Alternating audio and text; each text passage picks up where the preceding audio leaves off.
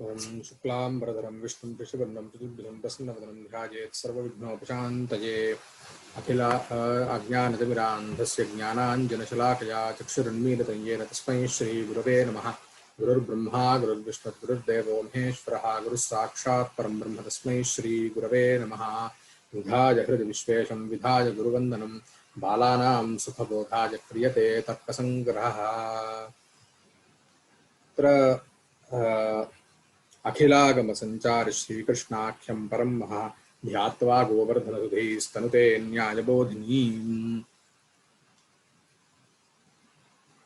तत्र आदौ षड्दर्शनानां परिचयः इत्यादिकं तु पूर्वमेव जातम्। अतः अथवा तस्य सारांशः तु अयमस्ति। षण्णामपि आस्तिकदर्शनानां परमं प्रयोजनमस्ति मोक्षः इति। तस्य प्राप्तौ नाम मोक्षस्य प्राप्तौ मोक्षस्य स्वरूपे च नाम मोक्षः कीदृशः मोक्षः नाम मोक्षस्य निर्वचने मतभेदाः विद्यन्ते षट्सु दर्शनेषु। नाम तस्य निर्वचनं तावत् प्रत्येकं दर्शने तावत् भिद्यते, किन्तु एवं तस्य मार्गः अपि मोक्षप्राप्तौ च यः मार्गः सः अपि दर्शने दर्शने तावत् भिद्यते।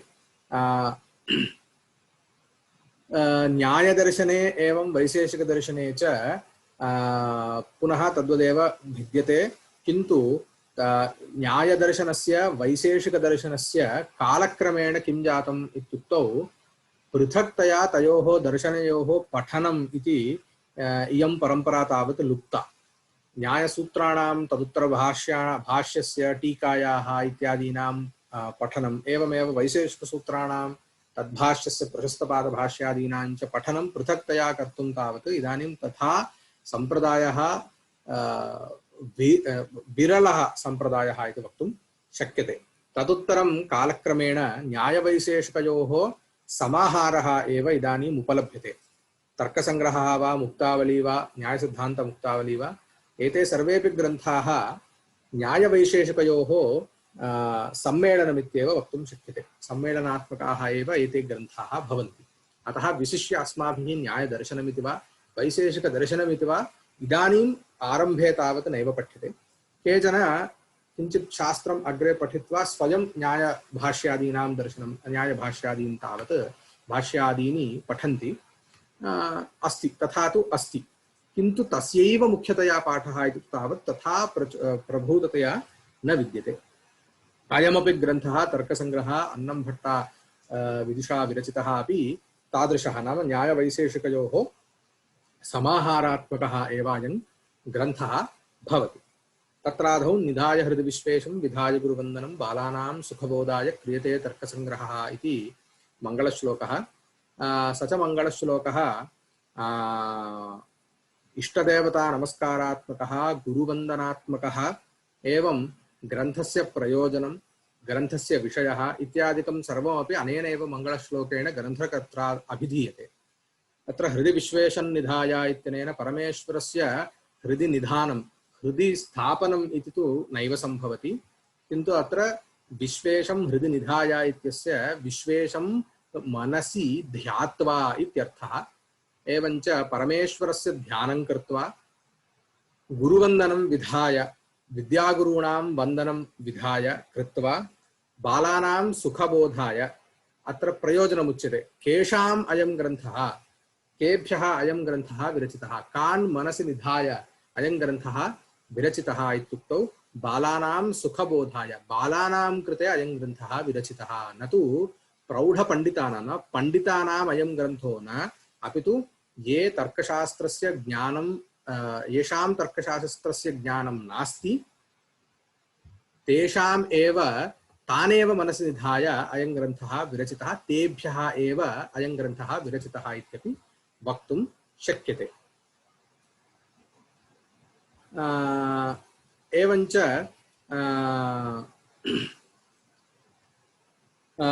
तथा च बालाः नाम प्रकृते न हि स्तनन्धयः नाम मातुः स्तन्यं ये पिबन्ति ते बालाः नाम वयसा बालाः इति न अत्र अभिप्रेतं, किन्तु ज्ञानेन बालाः। ज्ञानेन बालाः इत्यस्य कोऽर्थः इत्युक्तौ ये तावत् इदं शास्त्रं न जानन्ति ये तर्कशास्त्रं न जानन्ति अपि च संस्कृतस्य ज्ञानम् अस्ति येषां ते अत्र बालाः इति परिगणिताः।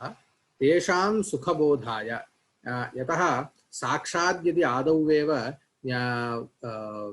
न्यायसूत्राणां वा तद्भाष्यस्य च पठनं यदि आरभ्यते तर्हि तत् न हि पच्यते, तस्य अवगमः न भवति, तदुत्तरं पुनः प्रतिपादनमपि बहु क्लेशाय भवति, यतः तत्र भाषा इत्यादिकं तावत् अतिप्रौढा विद्यते, अतः तस्य अवगमः तथा नैव भवति।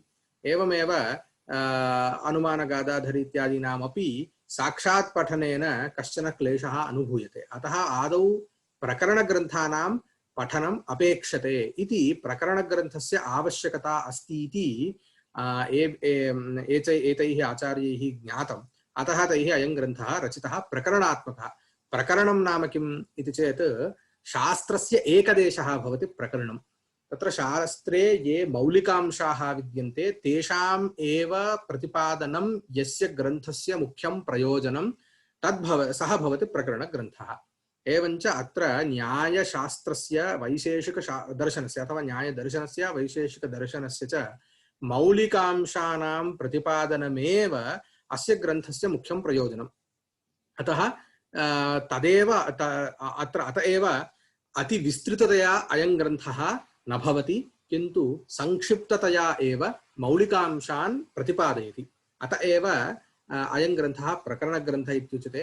नाम्नापि अत्र तर्कसङ्ग्रहः इत्यस्ति, सङ्ग्रहः इत्यनेन सङ्गृह्यते। अत्र सर्वस्यापि शास्त्रस्य दर्शनद्वयस्यापि सारः अत्र विद्यते, अतः अयं सङ्ग्रहरूपेण तर्कस्य सङ्ग्रहः भवति इति नाम्नापि नाम्नैव पुनः प्रतिपाद्यः विषयः अपि उच्यते। अत्र तर्कः नाम वैशेषिकदर्शनयोः अभिप्रेतांशः एव अत्र तर्कशब्देन स्वीक्रियते। तथा च बालानां सुखबोधाय क्रियते तर्कसङ्ग्रहः इति अत्र प्रतिज्ञा सम्पादिता। अनेन च एवञ्च अन्नंभट्टाचार्यैः अत्र एकस्मिन्नेव श्लोके प्रतिपादं कश्चन अपूर्वः विषयः तैः प्रतिपादितः, अतः अत्र पुनरुक्ततादिकमपि तत्र किमपि नास्ति। प्रथमपादे इष्टदेवतायाः नमस्कारः, द्वितीयपादेन गुरोः वन्दनं, तृतीयपादेन अधिकारिणः के अस्मिन् ग्रन्थस्य पठने, एवम् अस्य विषयः प्रतिपाद्यः विषयः कः इत्यपि उक्तः। चतुर्थपादेन ग्रन्थस्य नाम निर्दिष्टं, नाम्ना च ग्रन्थस्य स्वरूपमपि ज्ञायते, यत् सङ्ग्रहात्मकः नाम अल्पीयानेव अयं ग्रन्थः न तु विस्तृतः अयं ग्रन्थः भवति इति एतावता ज्ञातम्। तदुत्तरं तस्य व्याख्या भवति न्यायबोधिनी इति। तस्य मङ्गलश्लोकः एवं भवति: अखिलागमसञ्चारि श्रीकृष्णाख्यं परं महः ध्यात्वा गोवर्धनसुधीस्तनुते न्यायबोधिनीम् इति। अत्र नाम्ना ज्ञायते गोवर्धनसुधीः न्यायबोधिनीं तनुते इत्यनेन गोवर्धनसुधीः अस्य ग्रन्थस्य कर्ता भवति। न्यायबोधिन्याख्या व्याख्या अनेन रच्यते इत्यपि ज्ञायते। किं कृत्वा इति चेत् अखिलागमसञ्चारि श्रीकृष्णाख्यं परं महः ध्यात्वा इति इष्टदेवतात्मकः इष्टदेवता नमस्कारः अपि अत्र विहितः। श्रीकृष्णस्य नमस्कारः, श्रीकृष्णस्य ध्यानं कृत्वा अयं न्यायबोधिन्याः रचनम् आरभते अनेन इति ज्ञायते। तत्र व्याख्यायाः अयं स्वभावः, व्याख्या इत्यनेनैव एवं भवति। अयं मूलानुसारी चेदेव व्याख्यानं। यत्र क्वापि अपेक्षिताः अंशाः यदि विद्यन्ते, अवश्य वक्तव्याः अंशाः ये मूले नोक्ताः, तेषाम् अत्र व्याख्यानेषु पुनः तेषां प्रतिपादनं भवति। व्याख्यायाः अयं स्वभावः। तथा च मूलानुसारी भवति, अनुसारिणी व्याख्या भवति। अपि च मूले यदि क्वचित् न्यूनता प्रतिभाति, तादृश न्यूनतायाः निवारणार्थमपि व्याख्या उपयुज्यते। अतः व्याख्यायाः इदमेव प्रयोजनं, यत् मूलस्य अवगतौ अवगमने अपेक्षितांशानां निरूपणं मूलस्यापि च निरूपणम्। अतः मूलानुसारितया भवति व्याख्या। अतः न्यायबोधिन्याम् आदौ अस्य श्लोकस्य मङ्गलाचरणश्लोकस्य तावत् प्रयोजनम् उच्यते आदौ। चिकीर्षितस्य ग्रन्थस्य निर्विघ्न परिसमाप्त्यर्थम् इष्टदेवता नमस्कारात्मकं मंगलम शिष्यशिक्षायै ग्रन्थतो निबध्नाति निधायेति इति। चिकीर्षितस्य ग्रन्थस्य कर्तुम् अभीप्सितस्य ग्रन्थस्य निर्विघ्न परिसमाप्त्यर्थम्। अत्र सर्वत्रापि इदं सुस्पष्टमस्ति लोके यत् यत्किञ्चित् कार्यम् अस्माभिः कर्तुम् आरभ्यते चेत् तत्र अवश्यं विघ्नाः भवन्ति, परीक्षितुं विघ्नाः। यथा इदमेव प्रत्यक्षम् उदाहरणमस्ति। अद्य प्रभृति मया पाठनीयमिति निश्चितम्, आरब्धव्यमिति निश्चितं, 10 निमेषेभ्यः प्राक् विद्युत् गता। तर्हि तद् सः अपि एकः विघ्नः एव, विघ्नस्य स्वरूपः एव। तर्हि तस्य निवारणार्थं पुनः अस्माभिरपि किञ्चित् कश्चन यत्नः विधेयः पुनः विघ्नस्य निवृत्त्यर्थं। तद्वदेव तादृशविघ्नस्य निवृत्तौ मानुषप्रयत्नः यथा वा भवति, तत्र मानुषप्रयत्नेषु एव ईश्वरस्य नमस्कारः, गुरोः नमस्कारः अपि तत् एकः अन्तर्भूतः भवति। नाम गुरूणां नमस्कारं कृत्वा यदि अस्माभिः किञ्चित् कार्यम् आरभ्यते चेत् तत्र विघ्नाः न भवेयुः। यदि वा भवेयुः ते न्यूनाः स्युः इति सम्प्रदायः अस्ति अस्माकम्। एवम् इष्टदेवतायाः नमस्कारः अपि तदर्थमेव क्रियते सर्वत्र आदौ सर्वदा। अत एव पाठे प्रतिदिनं पाठस्य आरम्भात् प्राक् किमर्थं देवतायाः नमस्कारः इत्युक्तौ निर्विघ्नेन अयं पाठः भवतु इति इच्छयैव तत्र नमस्कारः क्रियते। एवमेव अस्माकम् इन्द्रियाणां समेषामप्येन्द्रियाणां विषये सान्निध्यसम्पादनार्थम् इदानीं मया कश्चन विषयः इदानीं प्रतिपाद्यते, सर्वैः श्रूयते। अयञ्च विषयः सावधारणचित्ताः भूत्वा भवद्भिः श्रोतव्यमस्ति। तदर्थमपि अयं श्लोकस्य इदानीं मङ्गलाचरणस्य तावत् तदपि एकम् अन्यत् प्रयोजनं भवति, यत् सावधानचित्तता सम्पादनमिति। इदानीम् अनेन किं भवति, यत्र कुत्रापि सर्वदा वयं तावत् अन्यस्मिन्नेव व्यापारे व्यापृताः भवेम, किन्तु यदा पाठार्थम् उपविशामः तदानीं यदि आदौ मङ्गलाचरणं क्रियते तर्हि तस्मिन् समये किं भवति इत्युक्तौ इन्द्रियाणां सर्वेषामपि इन्द्रियाणाम् इदानीं प्रतिपाद्य विषये सन्निधापनं तावत् क्रियते। अतः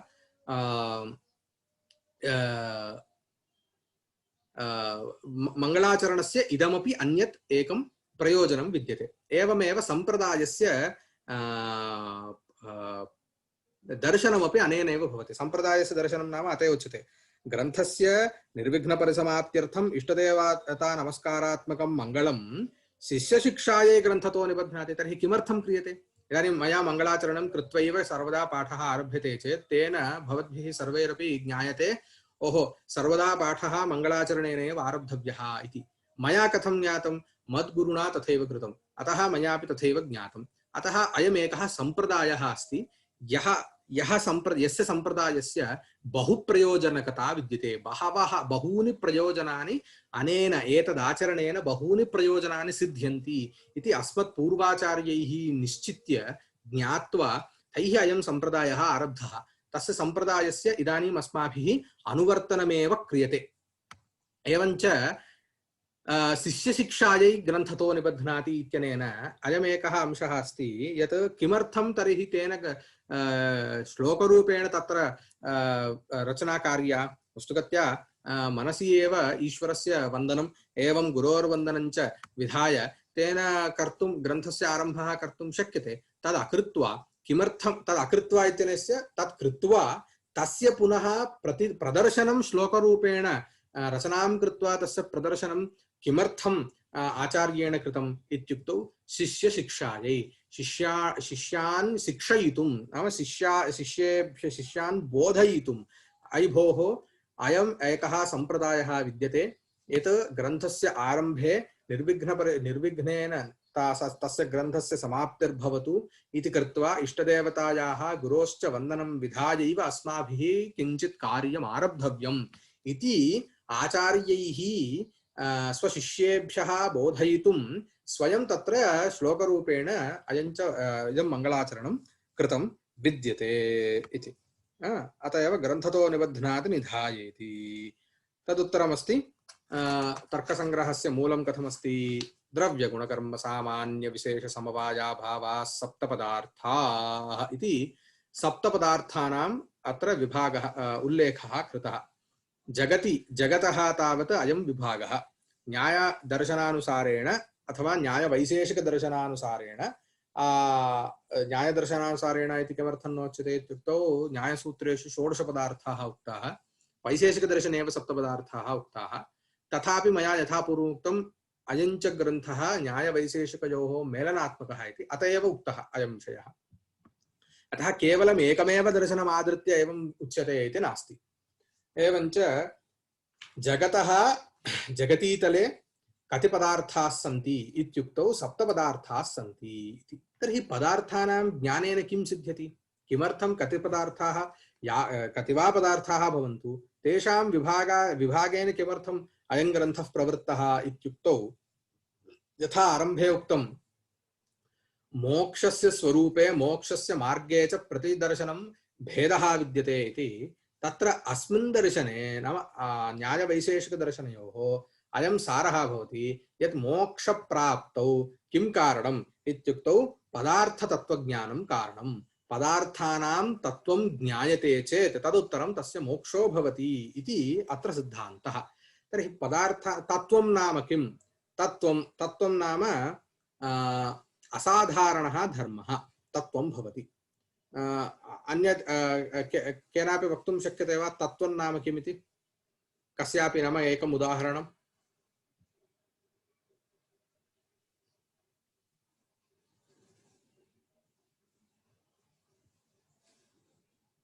रामः अथवा हर्ष? जलम् इदम् एकं तत्त्वम्। न, तथा नास्ति। जलस्य किं तत्त्वं? जलत्वं। नाम असाधारणः धर्मः। अथवा एवं स्वीकुर्मः, पृथिव्याः तत्त्वं किम्? रूपवती पृथ्वी। रूपवती पृथिवी इति वक्तुं शक्यते वा? न गन्धवती पृथ्वी। किमर्थं? रूपं तावत् अन्यत्रापि विद्यते। पृथिवीम् अतिरिच्य अन्यत्रापि रूपं विद्यते। अतः रूपं तत्त्वमिति वक्तुं नैव शक्यते। रूपमपि अस्ति, तावता स एव असाधारणः धर्मः इति नास्ति। गन्धः भवति पृथिव्याः असाधारणः धर्मः। नाम गन्धेनैव पृथिव्याः पृथक्करणं विशेषेण अवगमनम् अस्माकं भवति। जलापेक्ष जलादीन् विहाय इयं पृथिवी इति कथं ज्ञायते? गन्धेन ज्ञायते। एवमेव शीतस्पर्शः यत्र विद्यते स तद्भवति जलम् इत्येवं रूपेण एकैकस्यापि पदार्थस्य किञ्चित् सतत्वम् उच्यते भवति। नाम असाधारणः धर्मः कश्चित् भवति, तद्विज्ञानेन मोक्षो भवति इति अस्य दर्शनस्य सिद्धान्तः भवति।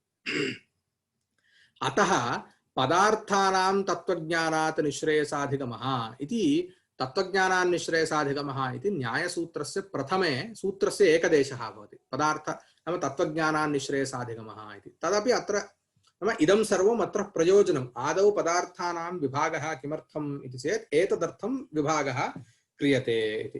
तत्र द्रव्य गुण कर्म सामान्य विशेष समवाय अभावः इति 7 पदार्थाः। तेषां विवरणं तु अग्रे भविष्यति। कानि तानि इत्यादि तेषां लक्षणं किम् इत्यादिकं तु अग्रे भविष्यति। इदानीम् अत्र आशङ्का किमित्युक्तौ अत्र 7 पदग्रहणं किमर्थं कृतम्? तत्र द्रव्यगुणकर्म सामान्य विशेष समवायाभावाः इत्युक्तावेव एते पदार्थाः 7 इति ज्ञायते एव। तर्हि पुनः किमर्थम् अत्र सप्तपदस्य ग्रहणं कृतम् इति चेत् अत्र व्याप्तिलाभाय इति। व्याप्तिः काचित् व्याप्तिरुच्यते। यत्र यत्र पदार्थत्वं तत्र द्रव्यादि सप्तान्यतमत्वम् इति व्याप्तिलाभाय इति उच्यते। तदेव अत्र भवति। अत्र 7 पदग्रहणं पदार्थत्वं द्रव्यादि सप्तान्यतमत्व व्याप्यम् इति व्याप्तिलाभाय। पदार्थत्वं द्रव्यादि सप्तान्यतमत्व व्याप्यम्। यत्र यत्र क्वापि व्याप्यं व्यापकम् इत्यागच्छति चेत् आदौ व्याप्यमुक्त्वा तदुत्तरं व्यापकम् उच्यते चेत् अस्माकं स्पष्टं भवति। यथा यत्र यत्र धूमः तत्र अग्निः। तत्र व्याप्यं किं? धूमः, व्यापकं वह्निः। तद्वत् प्रकृतेऽपि पदार्थत्वं व्याप्यम् इत्युक्तौ आदौ पदार्थत्वं यत्र यत्र इति वक्तव्यं। तथा च यत्र यत्र पदार्थत्वं तत्र द्रव्यादि सप्तान्यतमत्वम् इत्येवं रीत्या अत्र व्याप्तिर्भवति। एतादृशव्याप्तिबोधकं पदं मूले किमपि नास्ति। एतादृशव्याप्तिद्योतनार्थम् अत्र सप्तपदस्य ग्रहणं कृतं। मूले अत एव सप्तपदमस्ति। सप्तपदेन वस्तुगत्या सप्तत्वसङ्ख्या खलु उच्यते, किन्तु अत्र सप्तत्वसङ्ख्यायाः बोधनार्थमेव सप्तपदस्य ग्रहणं कृतमिति न, किन्तु एतादृशव्याप्तिबोधो भवतु इति धिया अत्र सप्तपदस्य ग्रहणं कृतम् आचार्यैः इति व्याख्याकारः ग्रन्थे इदानीं पश्यन्तु। किं जातं, मूले सप्तपदं व्यर्थं खलु इति कस्यचित् आशंका उदिता। यतः शास्त्रग्रन्थेषु किमपि पदं निष्प्रयोजनं नैव प्रयुज्यते। सर्वत्र तावत् प्रत्येकस्यापि पदस्य तत्र प्रयोजनं विद्यते इत्येव, अन्यथा वृथा एवमेव विस्तृतः ग्रन्थः नैव रच्यते आचार्यैः। अयं सम्प्रदायः एकः। तर्हि मूलग्रन्थे सप्तपदं व्यर्थं खलु इति एकदेशिनः आशयः जातः। सप्तपदं विनापि पदार्थाः सप्त इति अवगन्तुमेव शक्यते अस्माभिः इति कृत्वा अत्र सप्तपदं व्यर्थमिति चेत् तथा नास्ति इति तत्र न्यूनता शङ्का कृता मध्यमेन। किमिति? ग्रन्थस्य न्यूनता। न्यूनता नाम किम्? अवश्यवक्तव्यस्य अकथनं वा अनपेक्षितस्य कथनं वा न्यूनता। नाम यद् वक्तव्यं तद् नोच्यते, यद् उच्यते चेत् यद् अनापेक्षते तदुच्यते। इदं द्वयमपि दोषभूयिष्टमेव। अतः एतादृशदोषाः ग्रन्थे न भवेयुः इति आशयः। तर्हि सप्तपदं व्यर्थं खलु इत्याशङ्कायां तथा व्यर्थं न भवति। किमर्थम् इति चेत् अस्य व्याप्तिद्योतकत्वम् अस्ति। व्याप्तिवाचकत्वं न, किन्तु द्योतकत्वम् इत्युच्यते। द्योतकत्वं तु भवति इति। तर्हि एतावता सप्तपदस्य ग्रहणं किमर्थम् इति जातम्। तर्हि अत्र एव स्थापयामः वा किञ्चित् अग्रे गच्छामः वा?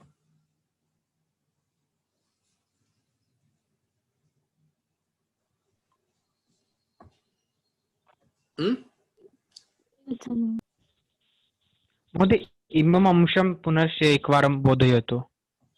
कः अंशः अपेक्षते? सप्तग्रहणं किमर्थम्? इदानीं मूलपङ्क्तिः कथमस्ति एकवारं पठतु। पुस्तकं नास्ति खलु? भवतु। द्रव्यगुणकर्म सामान्य विशेष समवायाभावाः सप्तपदार्थाः इति अस्ति खलु? तर्हि अत्र मूले सप्त इति शब्दः अस्ति खलु? तर्हि इदानीं सप्त इति शब्दः मास्तु। सप्त इति पदं निष्कासयतु। निष्कासयति चेत् मूलं कथं भवति? द्रव्यगुणकर्म सामान्य विशेष समवायाभावाः पदार्थाः इति मूलं भवति। तर्हि एवमुच्यते चेदपि एते कति पदार्थाः इति मया प्रश्नः कृतः इति चिन्त्यताम्। मया उक्तं, भोः इमां पङ्क्तिं पठित्वा एते कति पदार्थाः सन्ति इति वदतु इत्युक्तौ भवता सप्तपदाभावेपि वक्तुं शक्यते न वा? शक्यते। शक्यते खलु? आम्। किं चिन्मयः? आं शक्यते महोदय। शक्यते। तर्हि शक्यते चेत् सप्तपदं किमर्थं? सप्तपदं व्यर्थम् इत्येव भवति खलु? एवञ्च सप्तपदाभावेपि पदार्थाः सप्त इति ज्ञायते चेत् पुनः सप्तपदं किं भवति? सप्तपदेन न किञ्चित् अपूर्वं प्रयोजनं सिद्ध्यति इति कृत्वा मूले सप्तपदं मास्तु इत्याशङ्का भवेत्। अवगतं वा? आम्।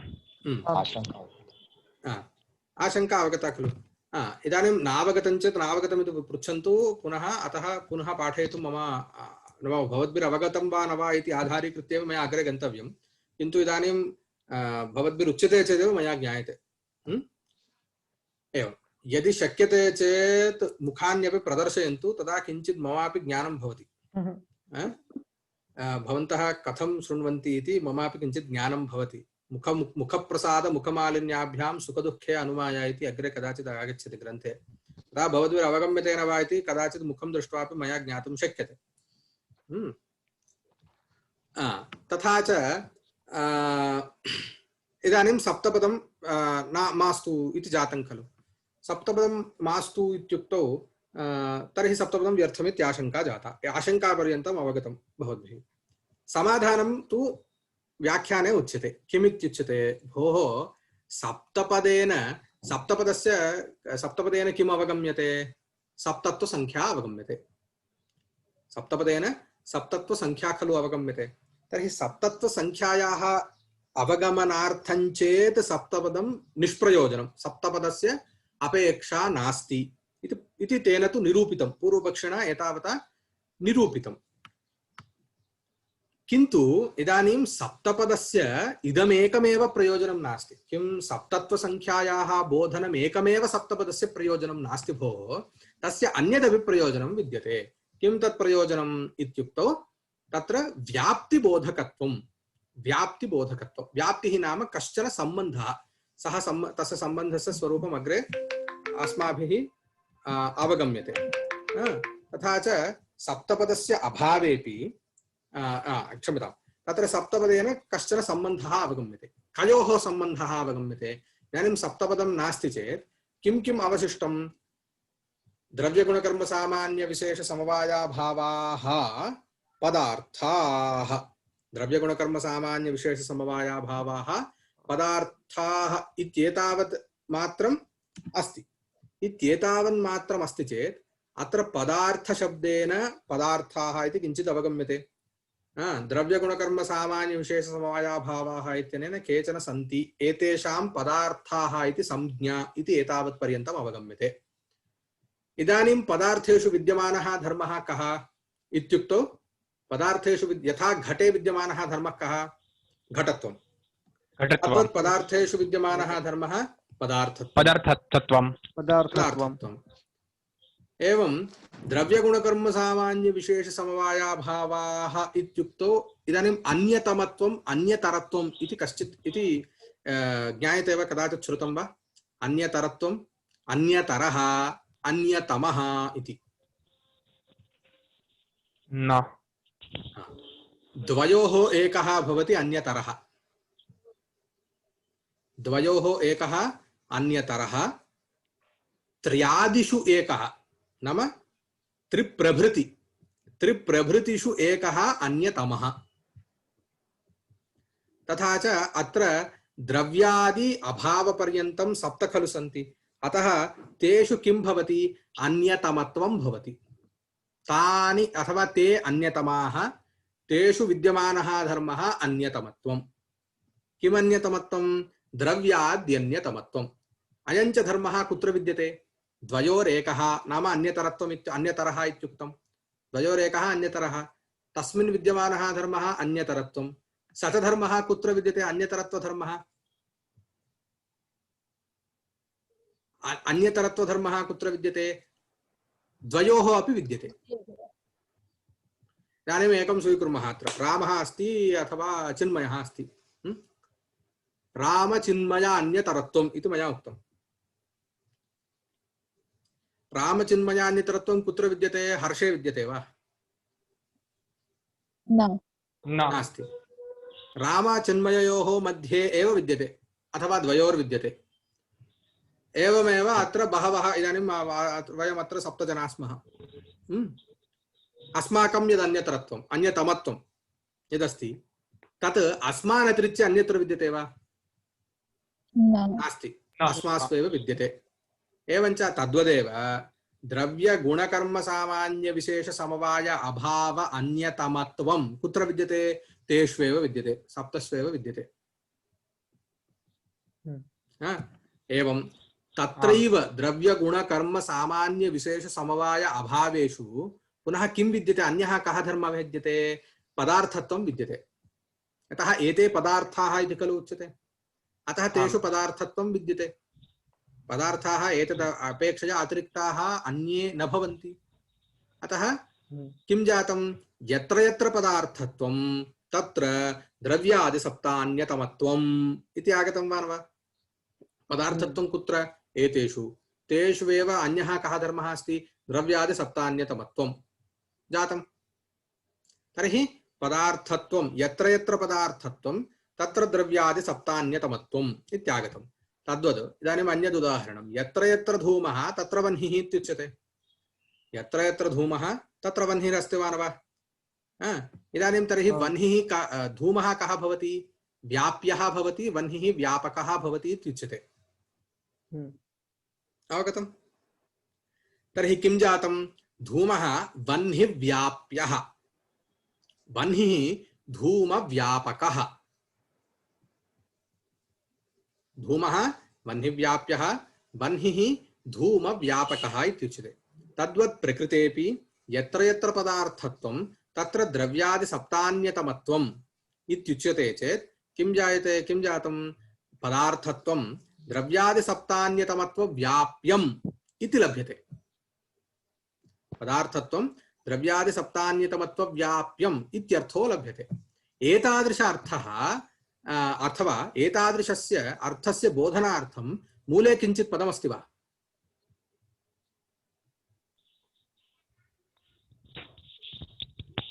सप्त। न, सप्त इति नास्ति इति चिन्तिताम्। नास्ति। व्याप्तेः बोधनार्थं किञ्चित् पदं नास्ति, किन्तु अत्र वक्तव्यः अयम् अंशः वक्तव्यः, नाम एतदतिरिक्ताः पदार्थाः न सन्ति इति बोधनार्थम् इयं व्याप्तिः वक्तव्या। अतः एतादृश व्याप्तेः बोधनम् अपेक्षितं, तस्य बोधनार्थम् अन्यत् किञ्चित् पदं नास्ति। अतः एव अत्र सप्तपदं मूलकृता स्वीकृतं। मूलकृता सप्तपदम् अत एव ग्रन्थे रचितम् इति व्याख्याकारैः मूलग्रन्थस्य आशयं पूरयन्ति। नाम मूले तूष्णीमेवमेव सप्तपदस्य प्रयोगः न कृतः, किन्तु एतादृश व्याप्तिं मनसि निधाय व्याप्तिद्योतकत्वेन अस्य पदस्य रचना कृता। अस्य पदस्य रचना अत एव कृता इति न्यायबोधिन्या नाम इदानीं गोवर्धनैः अत एव कृतम्। अत एव गोवर्धनैः किं कृतम्? इदानीं मूलकारस्य नाम अन्नं भट्टाचार्यस्य यः आशयः, तस्य आशयस्य पूरणं कृतम्। एतेषाम् आशयः अयमस्ति। अत एव अत्र वृथा सप्तपदस्य प्रयोगः न कृतः, किन्तु एतादृश व्याप्तिबोधनार्थम् अत्र सप्तपदस्य प्रयोगः कृतः इति अत्र उच्यते।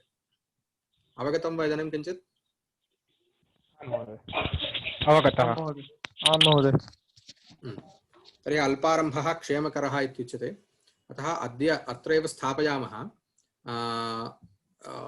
श्वः प्रभृति किञ्चित् अधिकं पठितुं यत्नं कुर्मः।